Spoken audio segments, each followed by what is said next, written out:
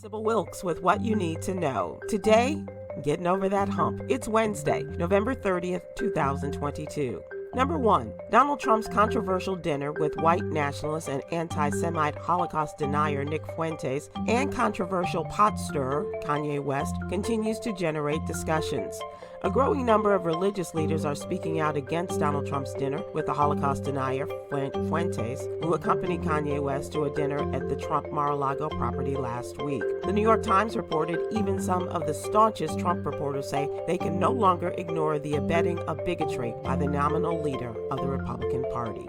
Number 2, the Republican Party will officially take control of the House of Representatives and its committees in January. Jim Comer will likely assume Carolyn Maloney's position as chair of the House Oversight and Reform Committee. Comer was among Republicans who recently accused President Biden's son, Hunter, of influence peddling and labeled him a national security threat. Comer accused Biden and his family of crimes, including defrauding the United States, tax evasion, money laundering, and more.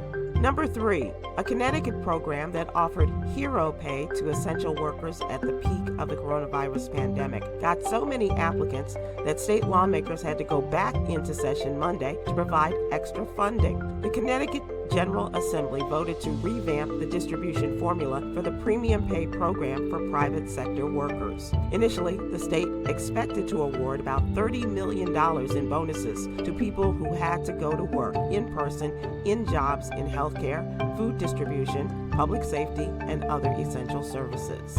Number 4, Saturday, November 19th, 2022, a mass shooting occurred at a known queer club in Colorado Springs, Colorado. Nearly 300 bills have been considered this year that sought to criminalize transition-related care for minors, ban trans people from school sports, ban discussions of queer and trans people in classrooms, and otherwise restrict LGBTQ+ rights. This legislative onslaught came amid escalating anti-LGBTQ+ and specifically anti-trans rhetoric across the cultural landscape, from extremist right-wing pundits to down to our most venerated mainstream media outlets. Number 5, Shaquise Kilpatrick Marks has been missing from Sherwood, Arkansas since November 2nd. The 23-year-old woman was last seen getting into a black truck pulling a trailer driven by an unknown black male. She was wearing a white shirt, cream-colored joggers, and carrying a black backpack. Anyone with information on Shaquise's disappearance,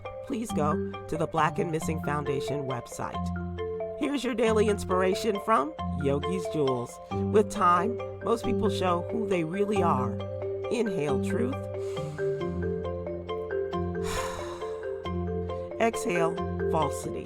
Join me today live on YouTube and Facebook at 7 p.m. Eastern, 6 p.m. Central with comedian extraordinaire Myra J., man of the world extraordinaire Stephen Hill, and LGBTQ activist extraordinaire Quinn Townsend Riley as we discuss today's top headlines and more. To subscribe to the free daily What You Need to Know newsletter, please visit SybilWilkes.com. Be informed, be empowered.